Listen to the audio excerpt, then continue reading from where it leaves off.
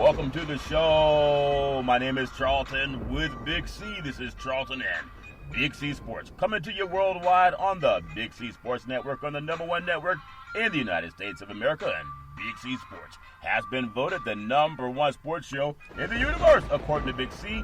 And them good old boys down south, I want to say bienvenidos to all of our listeners in Latin America, also across the pond in London, England, as well as Paris, France. Of course, you good old boys in Canada. We love you in Africa, the Big C tribe. But there's no one we love more than the good old boys down south in the land of the free and the home of the brave on a beautiful December the 17th, 2019. Ground Deporte. Big C will be calling in shortly. This is Charlton and Big C Sports. And it's a beautiful day in the neighborhood, December 17th, 2019. That means we are just a few more days from Christmas. And a lot of people love Christmas, depending on what they believe in. It's all fair in love and war. I told someone Merry Christmas, and I was told I don't celebrate Christmas, so I said Happy Holidays. And she said, I don't celebrate holidays either. I said, well, happy days, so everybody loves what makes them happy. I do want to say today's show is sponsored by your Northern California Cadillac dealers, home of the all-new Cadillac Escalade, the standard of the world. And when you go by and test drive yours, tell them that Charlton and Big C sent you. Big C Sports, sponsored by Google and Alexa. Just say Google. Or Alexa, play Big C Sports Podcast. You will hear from our national sponsors. You will hear Welcome to the Show. I will introduce Big C as the Mystic, and he'll do his thing. And I really appreciate the way things are going with Big C Sports. Also, you can follow Big C Sports on Xfinity, Comcast Television, launching on Roku TV, Apple TV, Fire TV, and a lot of smart TVs all over the universe. Everybody knows that the holidays are a time of joy and even pain, but we want to make sure that if you have any issues, you can reach out to the National Suicide Hotline, 800-273-8255. That's 800-273-8255. Or you can text 838-255. That's 838-255 and get some help. Also want to just mention that last night on CNN, they actually did a story on the National Suicide Prevention Hotline, 800-273-8255, that we've been talking about on Big C Sports. It was Don Lemon, so really appreciate other programs getting into it. ABC News also launched it just the other day. And it's important because not everybody's having a happy holidays. Happy holidays. There's a song called Happy Holidays. Happy holidays. I've heard it so many times, but every morning I wake up and I want to find out what happened in the world of sports. I'm hearing things about impeachment. I'm seeing homeless people sleeping on the street. And I think there's an ordinance passed where you cannot physically remove people from sleeping in public now. And I know there are people who want to do that as we go out shopping for the holidays and wondering who won the game. And everybody's hyped about that. So I love bringing that up. Also, I want to just thank iHeartRadio Podcast. Just got mentioned last week that one of the top podcast networks on iHeartRadio in the universe. I really appreciate that too. Great for validation of what we're doing. I know we had the Heisman Trophy, and it was given to Joe Burrow. Good old boy, LSU University. Them Tigers are looking to try to get into the national championship. They got to take care of their game against Oklahoma first. Oklahoma's looking to get in. I remember so many times watching the University of Oklahoma and just going back to one of my most enjoyable games with the University of Oklahoma is when I saw them play Penn State in the Orange Bowl back in the day. That was Barry Switzer against Joe Paterno, and I'll never forget how it was a 25-10 score with Oklahoma coming out on top. I also saw Oklahoma. They had another chance to crown themselves as national champion, and they lost a game to USC. I think it was 2004 season, and that was down in the Orange Bowl against the USC Trojans. That was 55-19 a loss. And I know they sandwiched in a win against, I believe, Florida State. They had beaten Florida State. But it wasn't too long after they had lost their game to USC that they were able to play in a bowl championship game again. And they lost to the University of Florida and Tim Tebow. I believe it was 24-14. I believe that's the score, because that's the same year that USC went on to the Rose Bowl and they beat Penn State 38-24. So it was Pete Carroll still there at the time, and then I believe Urban Meyer was down in Florida. So we just look at what Oklahoma, of all the teams in the BCS final, from Ohio State to Clemson to LSU and Oklahoma. Oklahoma's given the least amount of chances to win, and that's when you look at Jalen Hurts, averaging 11.8 yards an attempt, and that's best in the FBS. He'll be going up against Joe Burrow and the LSU Tigers. Joe Burrow completing 78% of his passes. And when you think about the programs from LSU that have had the chance to win national championships, I believe that LSU also had defeated Ohio State back in the day for not a national championship, but I believe it was national championship. I know it was one of the top bowl games when the BCS had matched teams. So now we look at Clemson. Clemson hasn't lost a game in 2 years. They're obviously the ACC powerhouse, and they've replaced Florida State as the ACC powerhouse. And when you're looking at teams that are given a chance, even though you have LSU ranked number 1, you have, depending on what poll you look at, Ohio State number 2, and then Clemson number 3, Oklahoma number 4. Just the history of these programs being in the championship game, it falls in line to say that Oklahoma has played in more big games than Ohio State over the last 2 decades, more than Clemson over the last 2 decades, and more than LSU over the last 2 decades. When I think about Ohio State, what they've done last time they played Clemson, they were shut out 30-0. A lot of people didn't see that coming. But Ohio State did win the first, what's called this new BCS Bowl Championship Series when they knocked off Oregon. I believe it was 40-21 or 41-20, somewhere along the line. That's when they started the series of bowl games. It was fact, I think Ohio State had knocked off Alabama going into that playoff, and they were not expected to win, but they got the win over Alabama.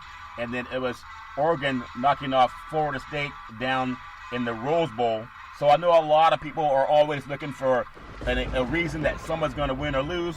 We always expect the top teams to have the best chance of doing that. So I really appreciate seeing those programs having a chance to compete for the National Football Championship. I was talking to Big C just the other day about the programs at the high school level, because I think it's phenomenal what's happening, good or bad. We have this Geico Championship Series where they're playing I think it's called East Catholic out of Washington, Summer Miss Washington, I hope I'm saying the name right. And they're in the bowl game. They're going to play Marietta, Georgia. Those are 2 state champions from far across the country, but they'll meet down in Las Vegas and play that game. And the game that I'm really intrigued by is St. Louis High School out of Honolulu, Hawaii. They're perennial power in Hawaii. I believe they won over 10 state championships over the last several decades. And then they're playing against Florida, St. Thomas Aquinas, which has won 11 Florida large school national championships in their division. And they're ranked both of those programs are ranked in the top 6 in the country. And the irony behind that is high school football. It's not like it's college football. If you have Hawaii, it doesn't snow in Hawaii. And they play, obviously, in usually pristine conditions over in Hawaii. A lot of people love going there, for the vacation and holidays, etc., just because the weather's so nice. And then Florida, it doesn't snow in Florida. It's a wonderful state, lots of humidity. Of course, the hurricanes there too. But this is what I want to contrast. You take 2 warm weather teams, high school players. That means players are 16, 17, 18 years old. And they're going to have those teams play in Las Vegas, where it can get down to the 20s or sometimes a little bit colder, but it does snow in Las Vegas this time of year. So they're taking 2 high school programs from Florida and also Hawaii. They're going to play in a cold weather climate. Down in Georgia, I don't believe it snows, but it may get snow. Rarely it must get snow. And in Washington, it doesn't get snow. If it does, it's rarely, especially on the water on the West Coast. So they're taking 4 teams that are predominantly warm weather climates, even though it rains a lot in the Seattle area, and it rains a lot in Georgia. And they're going to bring these high school kids into the cold of Las Vegas. They're not going to play it inside. There are no dome stadiums in Las Vegas. They can't play it at the Raiders' new stadium, I believe Allegiant Stadium. That's not even ready. And when that's ready, that'll be for the kickoff of the NFL football season for the Oakland Raiders next year. So I hope that these players going into this game, I hope they have a lot of fun. But more important, I hope they stay healthy. And if you're a high school player, I'm sure you may look forward to it. But if you're a parent and you want to go see your kids play in this new Geico High School Bowl game, and they have 4 teams as far as I know at this time, you're going to fly across the country before Christmas. If you're leaving Hawaii or leaving Florida or leaving Georgia or leaving the state of Washington and get down to the weather. I mean, the weather's going to be cold in Las Vegas. I know a lot of people may not look at it that way. If they were going to play a game like that, you would think that they would at least put it inside of a dome so the weather would not be a factor on the 16, 17, and 18-year-old boys. So we'll see what happens. I know it's all fair and love and war. And so going back to the high school games, there's a lot of programs all over the country. This is prime recruiting season because the colleges, especially the D1 programs, they're going to go out and look for the top talent. Where do you find the top talent? You're going to find them in the playoffs. The kid out of St. John Bosco, Bellflower, DJ Ukulele, he's going over to Clemson. That's about 3,000 miles away from Southern California.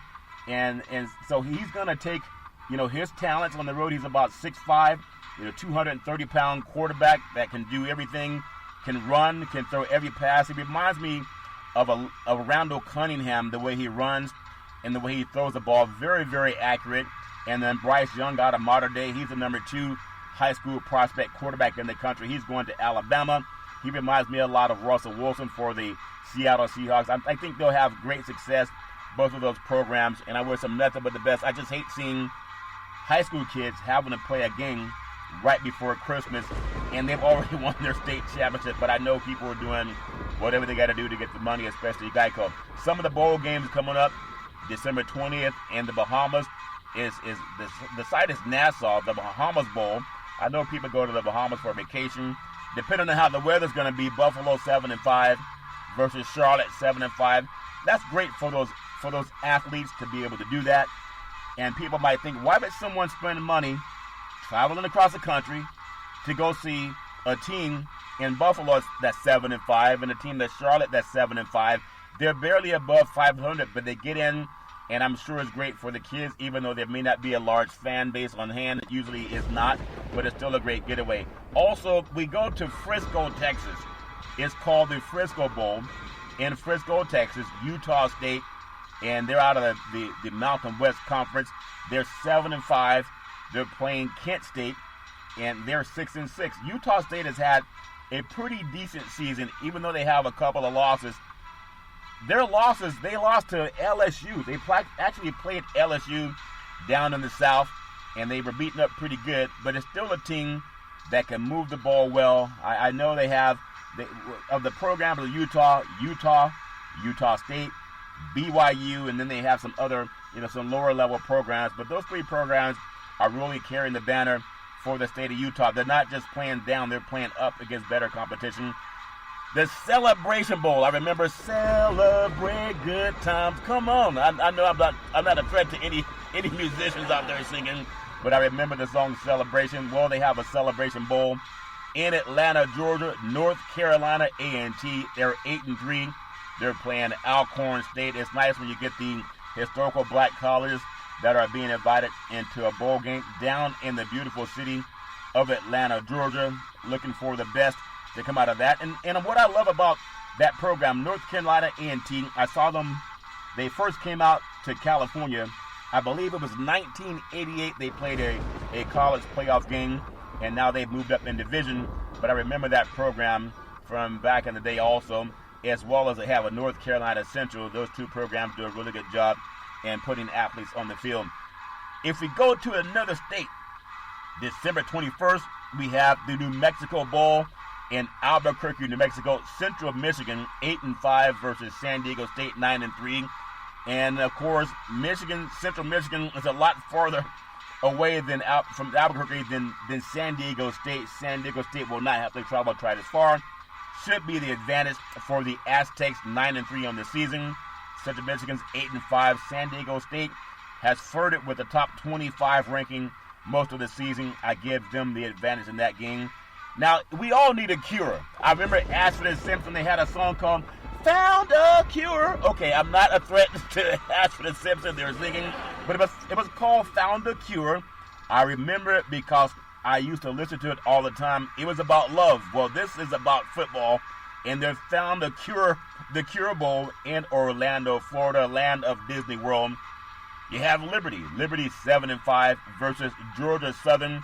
Georgia Southern is 7-5 on the season, and those games that are primarily for fans who go out to Orlando, they go for vacation, and they happen to go on vacation, and they run into a bowl game, so I'm sure they'll have a good time doing that, and that's December 21st. The Boca Raton Bowl in Boca Raton, Florida, December 21st, and that's going to be them good old boys, Southern Methodist, SMU 10-2 versus Florida Atlantic at 10-3.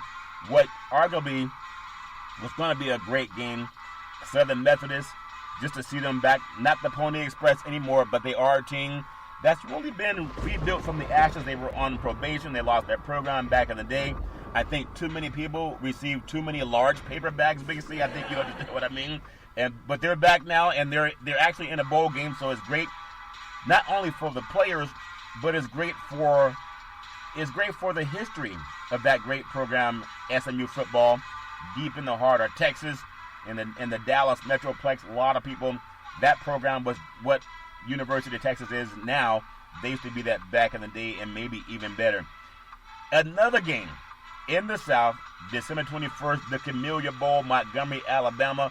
Look at Florida International. They're 6-6. They're going to play Arkansas State. They're 7-5, and that game's on ESPN. So Arkansas State had a better season than the Arkansas Razorbacks. You would think the Arkansas Razorbacks would have been the more, I guess, successful program out of the SEC, but not this year. You have to look at the Arkansas State program that's playing Florida International, and it's close in proximity. The game's going to be played in Montgomery, Alabama. And the state that I really love, ironically, you have December 21st, the Las Vegas Bowl, Boise State 12-1 out of the North and West versus Washington Huskies. They are 7-5 out of the Pac-12, and that's the same region where you're going to find the Geico High School Bowl game with St. Louis of Honolulu, Hawaii. I believe they're a 10-time state champion over the last 2 decades, and they're playing a perennial power from Florida, St. Thomas Aquinas, and we have Marietta, Georgia playing, I believe, East Side Catholic from Washington, and they're all going to be in the same area down in Las Vegas. You have high school bowl games as well as college bowl games, and I wonder which ones are going to get the bigger attendance. Of course, you would say Boise State and Washington, but to have high school competing against them also in the same region. And I don't know where they're going to play that game, but I would think they're going to play the game. It's either going to be at Bishop Gorman High School. It might make more sense if they played it at UNLV. For the most part, college kids looking to go to the next level play it at a college stadium, but it may be Bishop Gorman High School, which has a nice state-of-the-art stadium down in Las Vegas. I wish them all the well and nothing but the best. December 21st, New Orleans, Louisiana. The New Orleans Bowl, Alabama, Birmingham 9-4 versus Appalachian State. They are 12-1. Appalachian State had the upset over South Carolina. That's the same program that knocked off Michigan many, many moons ago. And they're a program that was actually ranked in the top 25. And so that program they've ascended over the last decade or so. Alabama, Birmingham, if you recall back in the day, they had actually lost their college football program. Some boosters got together, decided they wanted to keep playing, and they put some money together, found a way to put their program back on the map. So really appreciate what they did for the athletic program at Alabama, Birmingham. Looking at Appalachian State, giving them the advantage with a 12-1 record. I would have loved to have seen Appalachian State get a better bowl game, maybe against a Boise State, but I know it may be too much to ask for fans to travel that far. In the Gasparilla Bowl, Tampa Bay, Florida. Gasparilla sounds like it would be something that you go to the doctor about, so hopefully no one has Gasparilla. At the same time, just being flippant. Central Florida, 9-3 versus Marshall, 8-4. Marshall had a great program that's been really knocking on the door over the years, and they've moved up in competition. Central Florida, we know they were knocked off last year in a bowl game by LSU. They wanted to be in the Final Four. They were saying that they had the players to do it. I remember they had won a lot of games. They opened up this year knocking off Stanford. Stanford seemed to have been banged up from start to finish, but they got a big win over Stanford down south. I think a lot of West Coast teams that get caught up in the heat and humidity and don't hold up quite as well, but we're looking forward to seeing what happens in the Gasparilla Bowl with Central Florida 9-3 versus Marshall 8-4. And I still look at a Central Florida that should win that game. I know they finished with a disappointing season last year. December 24th is Christmas Eve. It's called the Hawaii Bowl in Honolulu, Hawaii. Brigham Young 7-5 versus Hawaii 9-5. That's an 8 p.m. kickoff. I always talk to Big C about West Coast teams kicking off too late. When you're in Hawaii and you're kicking off at 8 o'clock, it's no big deal. It's 5 o'clock on the West Coast. But it's just a matter of how everybody is going to look at things. Not 5 o'clock on the West Coast. That's 11 o'clock on the West Coast.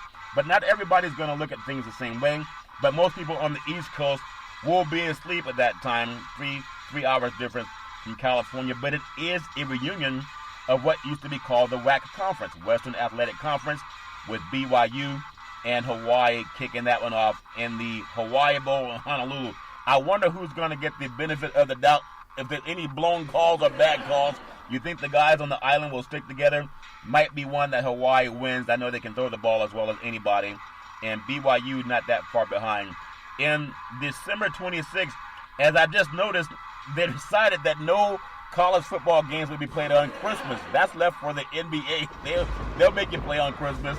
But at least the college kids, they get a reprieve from playing on Christmas Day and looking forward to having a good time, as many people as possible with family and friends. But you know, these bowl games that are played on December 24th and December 26th, before and after Christmas, a lot of players are not going to be able to travel, back home and spend time with family and loved ones. But that's just part of what happens and the sacrifice that they make to play in these games. We just wish everybody the very best and that they enjoy this beautiful holiday season. December 26th, Independence Bowl in Shreveport, Louisiana. Miami 6-6 versus Louisiana Tech 9-3. Thoughts and prayers are with a lot of the great people from Louisiana. I believe they had a tornado rip through the state. A lot of people have been displaced and a few injuries, and I just want to make sure that they know our thoughts and prayers are with them. It's hard to get up for a bowl game if you're a fan and you want to travel when a lot of the areas that you live around have been destroyed. I know Big C and I talk a lot about fan participation and how you're going to get people on board going to games, and there's a lot going on, and I hope that everybody, as much as possible, can remain safe with all the tornadoes we're having down in the south. December 26th, called the Quick Lane Bowl in Detroit, Michigan.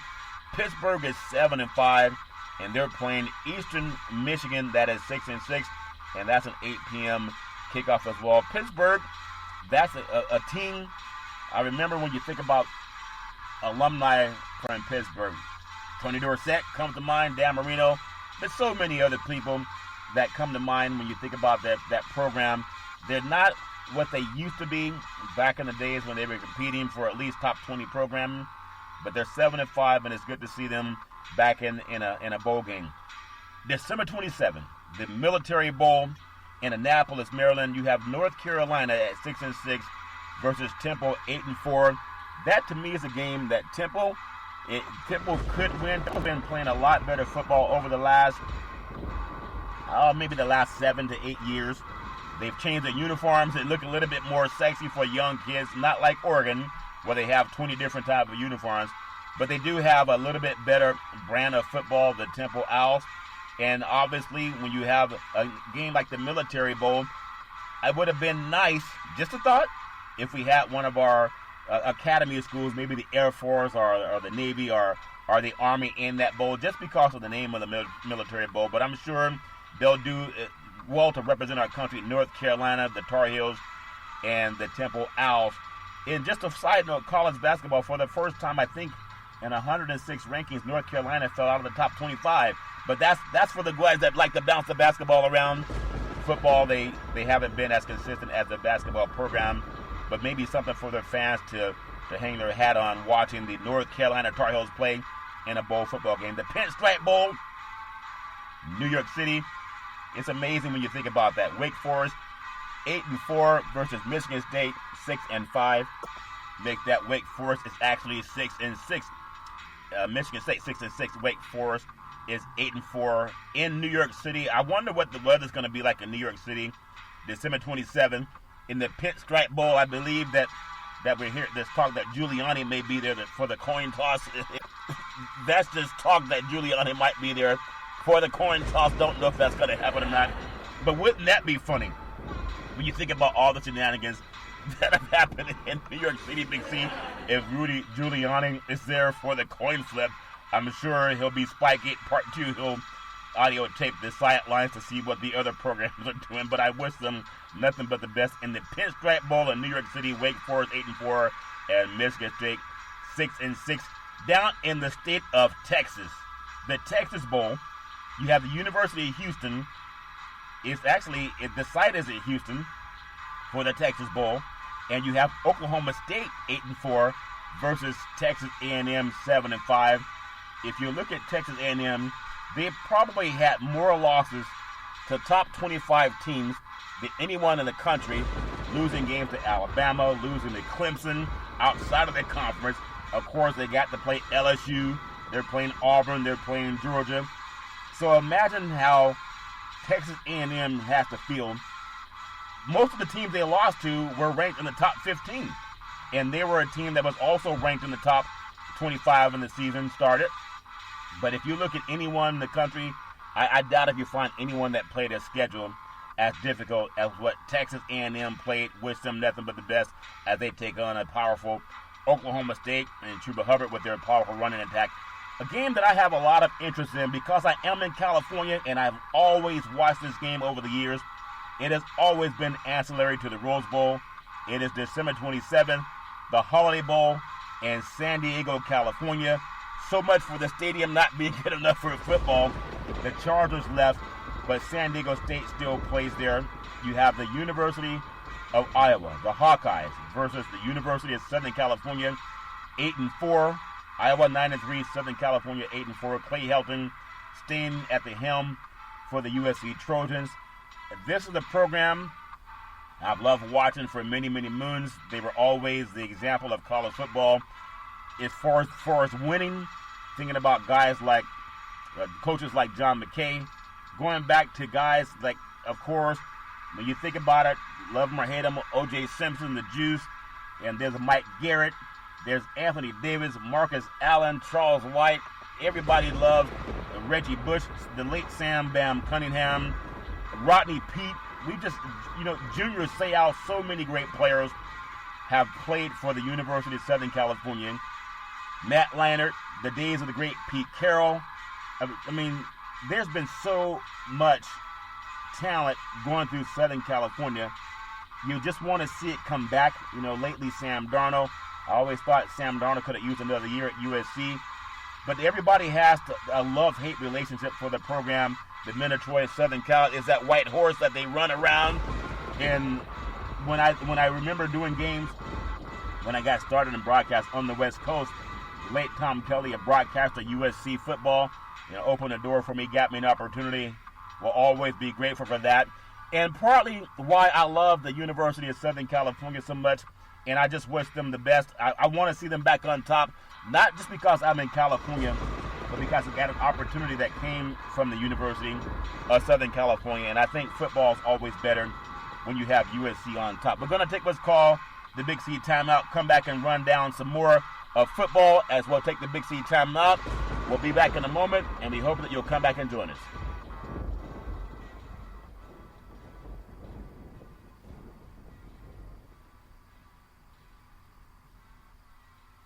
All right, I'm back from what's called the Big C Timeout, also known as the Big C Pause. You can follow Big C Sports 24 hours a day, 7 days a week on the #1 podcast network in the universe, iHeartRadio Podcast. You can follow Big C Sports on Apple Podcasts. You can follow Big C Sports on Google Podcasts. You can follow Big C Sports on Spreaker.com. And the apps that I really love are by Google and Alexa. Just say Google and Alexa, play Big C Sports Podcast. You'll hear from our sponsors. You'll hear Welcome to the Show, I will introduce Big C as the Mystic, and he'll do his thing, and I really appreciate the way things are going with Big C Sports. You can also follow Big C Sports Xfinity Comcast Television, launching on Roku TV, Apple TV, Fire TV, and a lot of smart TVs all over the universe. Really appreciate things happening that way with Big C Sports. I want to jump back into the world of some college football, and in my opinion, the bowl games are just amazing, and it's something, it means something to people. I know everybody is not going to be in the top game and win the national championship or even play for it, but what you do have, you have players that this may be the last time. So I would say 99% of them are not going to go on and play football at the next level. So when they got a chance to line it up and suit it up for a college bowl game, it's something that a lot of players, they know that's the final time that they'll be playing in competition when they have the real pads on. So the Holiday Bowl finished out before the Big C. Time out the Holiday Bowl with Iowa 9-3 at Southern California 8-4. Love to see USC get back in the mix of competing for national championship games. If you've ever been hungry and sometimes you just want to reach in the cabinet and grab some Cheez-Its, the Cheez-It Bowl in Phoenix, Arizona, you have the Air Force Academy. Surprisingly, 10-2 on the season. They're playing the Washington State Cougars that are 6-6, the Air Force Academy out of the Mountain West Conference, in Washington State out of the Pac-12. And Mike Leach can throw the ball as well as anybody. Air Force likes to run with that option. It's very difficult to handle. There's a reason they're 10-2 on the season. Would not be surprised to see if they come out of there a little bit cheesy, Big C, and win in the Cheez-It Bowl down in the great city of Phoenix, Arizona. The Camping World Bowl, I went to Orlando, Florida. I took a shower. I came outside on the hotel balcony. I was almost wetter outside on the balcony than I was in the shower. There was so much humidity down in Orlando, but it's a beautiful city. It seems to be a downtown filled with all banking, Big C. Orlando, Florida, Notre Dame, the Fighting Irish, 10-2. They will play the Iowa State Cyclones that are 7-5 on the season. Notre Dame at 10-2. You would think maybe they would have a better game, a more prestigious game than the Camping World Bowl, but the ball bounces where it bounces.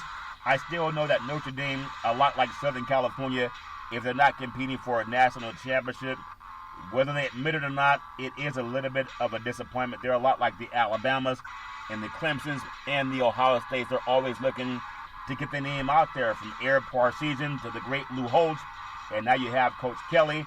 I remember some of the great players, Tony Rice, when they came out to Southern California, I believe it was 90, when actually it was 1988. It was Rodney Peete, African-American quarterback for USC, Tony Rice, African-American quarterback for Notre Dame. It was Bill number 1 versus number 2 at the LA Coliseum, and Notre Dame came into LA and got a win. It was 27-10. They ended up going on to play West Virginia for the national championship down in the Fiesta Bowl. And I'll never forget that, because that was the same year that Jimmy Johnson was coaching the University of Miami. And the Hurricanes were very dominant, very braggadocious team. And we had that garbage about Catholics versus convicts. And I remember Notre Dame refused to play Miami again to decide, who would compete for the national championship. They wanted to play an undefeated West Virginia team. And I think Lou Holtz making that decision is what got them the national championship. I don't think they would have beaten Miami had they played them again, but that's just my opinion. And Notre Dame obviously not happy with playing in the Camping World Bowl, but I'm sure they'll take it. In the Cotton Bowl, December 28th, Arlington, Texas, Jerry Jones Place, Penn State, they are 10-2. The Nittany Lions are back, Coach Franklin. Memphis is 12-1.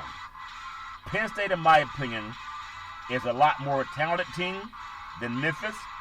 Memphis has been knocking on the door all season long. They had a loss in the season when they played against SMU.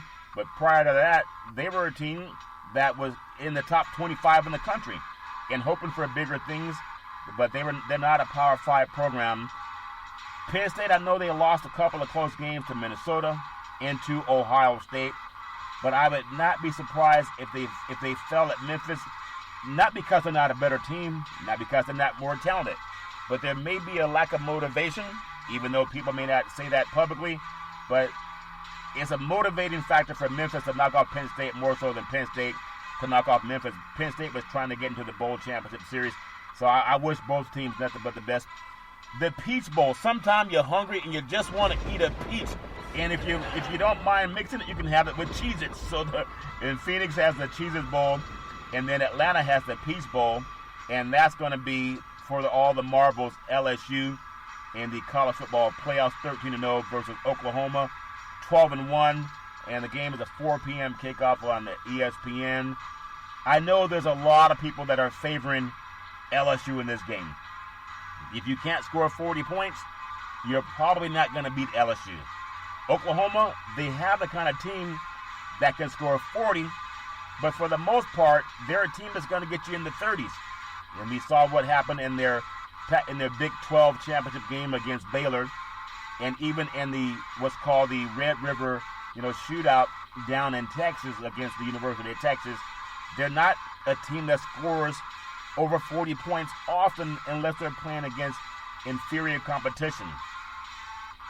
If we have any type of turnover factor, and Oklahoma sees they're in a passing conference as much as LSU is. If Oklahoma, you just think about going back to last year's playoff game where they lost to Alabama. Alabama jumped out to a 3-touchdown lead in the first quarter. It was after that Oklahoma actually outplayed Alabama. So, and they did it with the pass. They had Kyler Murray then. They have Jalen Hurts now. They're both identical players. Hurts a little bit bigger. I'm just saying that all the people that have LSU, the front runner in this game, it looks like it on paper. But and they're going to score, but Oklahoma can score too. But their defense will have to create turnovers. And if you have Jalen Hurts, he's a running threat as well. If you look in the SEC, the LSU defense is not as dominant as their offense. I think they can be had by a running quarterback. I'm not saying that Oklahoma is going to win unless they create some turnovers. You know that Burrow throws the ball a lot. The defensive backs at Oklahoma, they see a lot of passing attacks down in the Big 12. I mean, everybody throws the ball down there. So they're not going to see anything new when you line up to throw the ball deep against them. I think that's a game that's going to be closer maybe than the point spread in that one. But I think most people give Oklahoma the least chance to win it. But don't be surprised if it's a little bit closer than people think. How's that for going out on a limb? Big C closer than people think.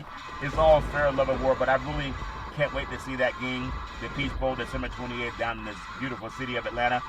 Also, December 28th, in the Fiesta Bowl, Glendale, Arizona, college football playoffs, semifinals, the Ohio State Buckeyes 13-0 versus Clemson 13-0. Clemson, this is a team that is just fighting for respect. You wouldn't think a team that hasn't lost a game since 2017 is fighting for respect, but there's a lot of people who just have not believed in Clemson's schedule. I talked earlier about Texas A&M. Texas A&M, not only are they in the SEC where they got to play the toughest teams in the country, or at least if you're the top 5 team in the SEC, you're probably ranked in the top 20 in the country. If you look at the ACC, Clemson's not finding teams that are in the top 25. I mean, they may find a Florida State that sneaks up every now and then, or a Virginia or Louisville. That's so rare, especially lately. Syracuse, rare. They're not SEC power. Their biggest non-conference game was against Texas A&M, but I just feel that team is they're angry. They have an attitude. They can score a lot of points. If you're the Ohio State Buckeyes, Ohio State's shown a little bit of a chink in their armor. The last time they played Clemson, they lost 30-0. Different coach, of course. Different players. Ohio State, they had to struggle against Penn State, and they had to come from behind to beat Wisconsin. If they get behind by a touchdown, yeah, they can hang in there. They can hang in there if they're a touchdown back. But if they fall behind the way they did against Wisconsin, then they're not going to be within a touchdown of Clemson when this game is over. I think Ohio State's best chance, play solid defense. We know they can do that.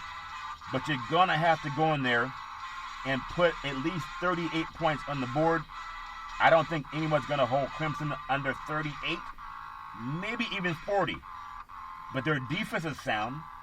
I don't know if Ohio State can get 40 on Clemson, but I think they're good for at least 35 to 38 points. To me, that's a sweet spot. I may be wrong. It might be a closer game than that. Might be a low-scoring game. Clemson doesn't play low-scoring games. The low-scoring game they had was when I believe they lost to North Carolina. The conference officials did not show a lot of replays, but I always believe that. But it's all fair and love and war. Clemson's not used to playing low-scoring games. If Ohio State's defense can play sound football the way we know they can, Ohio State can win that game. If Ohio State gets into a shootout with Clemson, they're not going to win. A low-scoring game favors Ohio State. That's about defenses blitzing and getting after the Clemson quarterback. And I know people talk about, the quarterback, but it's Travis Etienne. They got to stop him. He's a threat, in my opinion, for the Ohio State Buckeye defense. That's a game I really can't wait to see. It's an 8 o'clock kickoff, East Coast time. ESPN Network has that coverage. That game is worth all the marbles. I want to see Ohio State and Clemson more than I want to see LSU, Oklahoma. But I want to see them both. But that would be the marquee game, and I think that's why that's a later game, because there's so much intrigue about which way that can go. December 28th, the Fiesta Bowl in beautiful Glendale, Arizona. Ohio State 13-0, Clemson 13-0. May as well can they play that game sooner? But I know the answer is no. We gotta wait for that. And also, the First Responder Bowl, that's to all of our first responders doing a great job making sure people get help. And that's the city of Dallas, Texas, Western Kentucky, 8-4 versus Western Michigan, 7-5. A lot of good boys from the West, and they're playing down in the Southwest, Western Kentucky. Remember that program back in the day when they were a Division II program, and then Western Michigan? That team came out to the Coliseum a couple of years ago and played USC close, and USC prevailed, of course. But that's a team that can sneak up on you and play good football. Wouldn't be surprised to see them doing it again. Everybody loves a little bit of music. I like to sing every now and then, holidays, and Mariah Carey also says she has a song that I think is #1 on the charts, All I Want for Christmas Is You. All I want for Christmas is you. Imagine that. Mariah Carey featuring Big C. Think about it, Mariah. Let me at least open for the first 10 seconds for one of your concerts. I can sing All I Want for Christmas is You. She's one of the greatest voices in the world of entertainment. And so I look forward to the Music City Bowl, Nashville, Tennessee. Mississippi State 6-6 versus Louisville 7-5. And that game's going to be a 4 o'clock kickoff. Maybe you'll get Big Z opening up and singing All I Want for Christmas Is You. And I know a lot of those good old boys looking for a championship down in the Music City Bowl. Redbox Bowl, December 30th. Santa Clara, California. Illinois 6-6 versus Cal Berkeley 7-5. And I know it's hard to get a Redbox nowadays. Everybody's streaming. Blockbuster went out of business. People got tired of standing in line, getting a CD player or a CD to rent that had been touched by many, many people. And so Redbox they have their own thing where you can walk up to the Redbox, put in some money or a credit card, and then the movie slides out. I don't know how long that's going to be around. And I don't know how long Santa Clara is going to have bowl games. If you look at the Pac-12 championship, I know Big C and I disagree on the attendance, but I hear Pac-12 championship between Utah and Oregon had somewhere less than 50,000, but more than 40. That's what I hear. And I don't know, sometimes they pump up the numbers or people buy tickets that don't show up. But to ask Illinois to travel out from Champaign, to come out to California, to play in the Redbox Bowl in Santa Clara, California, that's a lot. I don't think a lot of their fans are going to come. The biggest thing that happened to them this year, they upset Wisconsin earlier in the season. And then Cal Berkeley, 7-5. That doesn't even sell out Memorial Stadium at Cal Berkeley. They're 7-5. Now, yeah, Cal's a good choice to be in that game. But to have Illinois come out so far and have people buy a lot of seats, I don't see that happening. I hope they'll get at least 25 to 30,000. I remember they used to have the San Francisco Bowl when the 49ers played at Candlestick Park, and they played it at AT&T Park, now Oracle Park, home of the San Francisco Giants. It holds 41,000 for baseball. They configured it to hold about 35,000 for football. And they would actually have about 30,000 fans show up, so it looked like a full event. Plus, you're in downtown San Francisco. There's a lot more things to do in downtown San Francisco than there is in Santa Clara. It's just people don't go to Santa Clara as much. The 49ers are finally turning that around this year, but I don't see a large crowd with that. I'm still congratulate Cal Berkeley and the Illinois Fighting Illini for making that kickoff. It's a 4 o'clock p.m. kickoff on Fox Sports for those two good old boys. Looking forward to seeing that. The Belk Bowl. The Belk Bowl, Charlotte, North Carolina, Kentucky 7-5 versus Virginia Tech 8-4. And if you're looking at that game, it's in Charlotte, North Carolina, so it should be some decent fan attendance. If you want to see a 7-5 Kentucky team, that's kind of the lower end of the middle of the pack in the SEC. And then Virginia Tech always playing good football in their conference, but never really a threat. Really haven't been a threat since Michael Vick left. I think they played against Florida State in a national championship game, and that's when that program was really on the rise. They never made it back to that type of prominence, but I still wish them well. In the Orange Bowl, which used to be the final game that I would watch as a young boy growing up, this is in Miami Gardens, Florida. You have Florida 10-2 versus Virginia 9-4. Virginia out of the ACC. Florida out of the SEC. Virginia played in the ACC championship and lost that game to Clemson. Florida did not make it to the SEC championship, and just 2 wins away from being considered for being in the college football playoffs. Florida's very dominant on defense, very fast defensive team. I don't think Virginia has a chance in that game against the Florida Gators, and it's in their backyard as well too. So looking forward to Florida winning that game. In the Sun Bowl, El Paso, Texas. I think one of the most beautiful stadiums in college football, at least the backdrop. Looking at the Sun Bowl, Florida State 6-6 on the season versus Arizona State 7-5 on the season, and good game for both programs. I believe back in the '78, Florida State and Arizona State were both tied for ranked number 1 of the country. One by the coaches poll, the other was the Associated Press, and they split the rankings.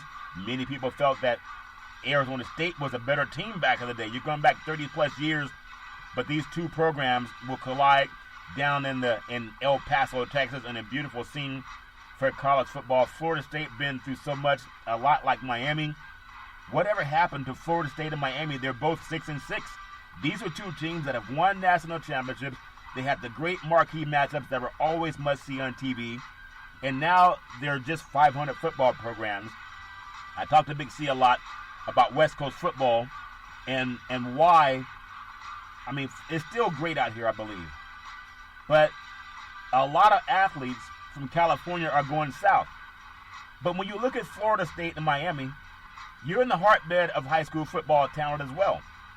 And for Miami and Florida State to be 6-6 on the season, you can't say that's not you can't blame the stadium. Florida State plays in a gorgeous stadium on campus. Miami plays in an NFL stadium.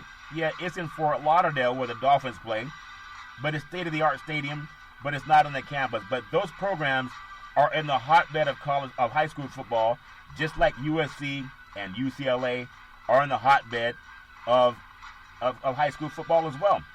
One thing I want to add on again, and Big C was asking why do we not have the large crowds in California the way they do down south? Well, if you're in the state of Washington, the Huskies draw a nice crowd. If you're in Oregon, they have a nice crowd. Oregon doesn't have any problem attracting people, but their stadium seats about 60,000.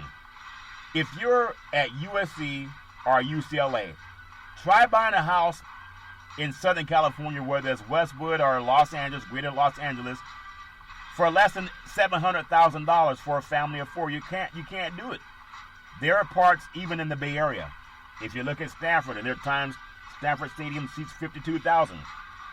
Cal Berkeley seats 65,000. Try buying a house in the Palo Alto area, and you're talking about $1 million properties. Even for a 3-bedroom, 2-bath, you're talking about $1 million. So when people have to look at $1 million loan for a house, or even if you're renting, your rent's going to cost you $3,000 a month for a 1-bedroom in San Francisco alone. So when you don't have excess, extra money, you're not going to go out and make football a priority. Just my opinion, the cost of living. If you contrast that to down south, down in Tuscaloosa, or if you're down there, your University of Auburn, or you're LSU in Baton Rouge, and you're down in Gainesville, Florida, and these fans are showing up, you don't have $1 million houses in the cities where those colleges are. You don't have to have $1 million to buy a house within 30 miles of those stadiums. Out in California, you do. So people are stretched for money, and sometimes going to that college football game will be ancillary on your to-do list. So I just want people to keep that in mind when they wonder why the West Coast crowds may not be as crazy as some of the programs in the South. The Liberty Bowl, December 31st, Memphis, Tennessee. You have Kansas State 8-4 versus the Navy. They're 9-2 on the season. That's a 3:45 kickoff, and looking forward to that. Also, December 31st, Arizona Bowl, Tucson, Arizona. The University of Wyoming, and they're 7-5 versus Georgia State out of Atlanta, 7-5. Wyoming, I believe the elevation for their stadium in Laramie, I believe it's 7,400 feet, or maybe 7,200, but it's the highest elevation in college football. So I'm sure their players will breathe a little bit easier when they get out of Wyoming and get down into the desert of Arizona. And then Georgia comes out of a lot of humidity and rain down south. It's a long trek for the kids from Georgia State to get out to Tucson, Arizona. Not as far of a flight for Wyoming, I know, but there's not going to be a lot of people driving from Wyoming down to Arizona with the weather being as inclement as is expected to be coming up on that bowl game. Also, a couple of more bowl games to whet your appetite. The Alamo Bowl, December 31st, the last bowl game of 2019 in San Antonio, Texas. University of Texas 7-5 versus the Utah Utes 11-2. You have the Big 12 versus the Pac-12 Conference. This is a game where Utah can make amends to their fan base and all the people that voted them a can't-miss top 4 team in the country until they lost to Oregon in the Pac-12 championship. Wasn't really a close game, but they have a chance to make amends if they can go down to the South and knock off Texas. I was just telling Big C my thoughts on Utah. Go out and do what Texas A&M did. Go schedule the biggest, strongest opponent you can find. And I know these games are scheduled early, but A&M played at Clemson in their non-league game, as far as their top non-league game. Utah chose BYU. Now that's an in-state game. It's an in-state rival. They play it every year. But I would love to see Utah and Texas do a home and home. Why not? Texas' athletic budget is probably twice that of Utah. They're both expanding their stadium. Texas is going, they're already 102,000. I think they're going to take it up to about 110 plus thousand. Utah's 47,000. They're going to expand their stadium also, and they may get theirs up to about 55 or 60,000. So, but it's still expansion, and it's a chance for the Utah Utes to show that they belong in the world of college football. Talk about being national champions. January 1st, Happy New Year. I remember watching Big Clark, and the ball would drop on New York City, and there's so many people that would be around there. Oftentimes you hear about 1 million people watching the ball drop on the Big Apple, and I'm one of them that stays up for that. And then they'll have parties all over the country. Down in Las Vegas, they'll have the parties going on in Las Vegas, as well as Los Angeles, and we'll get to see all of that too. And the bowl games are a part of that. So the first game in 2020, the Citrus Bowl, Orlando, Florida, Michigan 9-3 versus Alabama 10-2. Two teams, Coach Harbaugh and Coach Saban, had their eyes set on being in the college football playoff. Did not happen, but you look at Michigan in that great history, the great Bo Schembechler, and then Paul Bear Bryant, the University of Alabama. The South versus the North. Alabama has the better program, but Michigan has the better-looking helmets. I really love the way their helmets with the stripes, the Wolverines. Wouldn't be surprised if Michigan finds a way to win that game against Alabama. Just a thought. I'm just saying, probably won't happen. Alabama, in my mind, is a better program, and they'll beat Michigan. But Michigan might win the PR contest because Harbaugh knows how to talk up a game. The Outback Bowl, January 1st, Tampa Bay, Florida, or Tampa, Florida, Minnesota 10-2 versus Auburn 9-3. You have the SEC versus the Big Ten, and that game's going to be a kickoff at 1 o'clock p.m., more reasonable time for people to get out and enjoy themselves. I want to say you can follow Big C Sports 24 hours a day, 7 days a week on the #1 podcast network in the universe, iHeartRadio Podcast. You can follow Big C Sports on Apple Podcasts. You can follow Big C Sports on Google Podcasts. You can follow Big C Sports on Spreaker.com. The apps that I really love are by Google and Alexa. Just say Google or Alexa, play Big C Sports Podcast. You will hear from our sponsors. You'll hear welcome to the show. I will introduce Big C as the Mystic, and he'll do his thing. And I really appreciate the way things are going with Big C Sports. My heart has always been focused on the January 1 Rose Bowl, Pasadena, California. The Rose Parade, but always get up and watch that. My mother loves watching the Rose Parade. I'm sure she'll watch it again this year. She loves flowers, and she also loves football, and I'm sure she'll be having her eyes glued to the TV for that. Oregon 11-2. Last time they won a big game in the playoffs, they blew out Florida State down in the same place, in the Rose Bowl, the city of roses, in Pasadena, California, the granddaddy of them all. They'll take on the Wisconsin Badgers at 10-3. These teams have been to the Rose Bowl before. I know Wisconsin, I saw them play against Stanford many moons ago, and Oregon's been out there. They tend to make that more of a trip they'll make at least once every 3 or 4 years. So they're back at the Rose Bowl, and I'm looking for Oregon to win that game. I think this is a team that woke up a little bit against Utah and Wisconsin, similar type of teams in my opinion. So I just want to know that everybody has a great time on the New Year and it can enjoy great bowl games. As we close out Big C Sports today, the Sugar Bowl, New Year's Day, New Orleans, Georgia 11-2 versus Baylor 11-2. You have the SEC versus the Big 12 Conference. And some bragging rights. Don't be surprised if Baylor gets the win in that game. They have probably been more of an attitude about why they want to win that game, maybe even more so than Georgia. January 2nd, Birmingham Bowl, Birmingham, Alabama, Cincinnati 11-3, Boston College 6-6. Looking forward to seeing who wins in that game. The Gator Bowl, January 2nd, in Jacksonville, Florida. Indiana out of the Big Ten versus Tennessee. Out of the SEC, Indiana 8-4 on the season, Tennessee 7-5. In the Idaho Potato Bowl, if you ever want to eat something, potatoes can make potato cakes, potato fries, hash browns, and a lot of other deep fried things. The Potato Bowl in Boise, Idaho might be cold. Ohio 6-6 versus University of Nevada. Wolfpack at 7-5. I'm looking forward to that game. Nevada plays in the same conference with Boise State. They play on the Blue Turf. Looking forward to Nevada getting that win. 2 more games to go, actually 3. The Armed Forces Bowl, January 4th. You have Fort Worth, Texas, and you have Southern Mississippi. They're 7-5 versus Tulane, 6-6 on the season. Should be a dandy of a game between two teams that are barely above 500, but we'll take it. In the Lending Tree Bowl, everybody needs a loan. Mobile, Alabama, Miami of Ohio, 8-5 versus Louisiana Monroe. They are 10-3 on the season. Looking forward to that. And then the crescendo to the college football season. The end of the 2019 college football season will actually end January 13th, 2020, in the college football playoff championship game in New Orleans. The Peach Bowl winner versus the Fiesta Bowl winner. So we're looking at LSU, Oklahoma winner versus Ohio State, Clemson winner.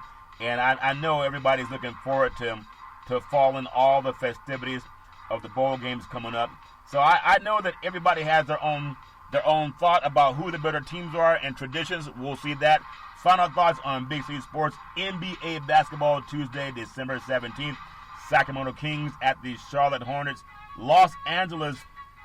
Then you say Los Angeles, you still got to say the Lakers. I know people said this is Clipper Town, but it's still, to me, Los Angeles Lakers at the Indiana Pacers. Davis has a sore ankle, so he's not playing in that game tonight. Atlanta Hawks at the New York Knicks. Brooklyn, the Nets are playing at New Orleans, and the Pelicans. Orlando, you got to look at the Orlando Magic at the Utah Jazz, giving the Utah Jazz the opportunity, the edge in that. And the Phoenix Suns at the LA Clippers, and that's a game down in Los Angeles, but it's still Laker territory. And I look forward to a beautiful holiday season with a lot of people. I know Big C's in travel mode, but you can follow Big C Sports 24 hours a day, 7 days a week on the #1 podcast network in the universe, iHeartRadio Podcast. You can follow Big C Sports on Apple Podcasts. You can follow Big C Sports on Google Podcasts. You can follow Big C Sports on Spreaker.com. The apps that I really love are by Google and Alexa. Just say Google or Alexa, play Big C Sports Podcast. You'll hear from our sponsors. You'll hear welcome to the show. I will introduce Big C as the mystic, and he'll do his thing. And I really appreciate the way things are going with Big C Sports. And can we always tell you this? There's never, ever an excuse for domestic violence. If you know any man or woman going through that garbage, please pick up the phone and call 911, because no man or woman should ever have to go through that garbage on their own. And as we always tell you on every Big C Sports show, we thank you, we appreciate you, and we hope that you have a super fantastic day.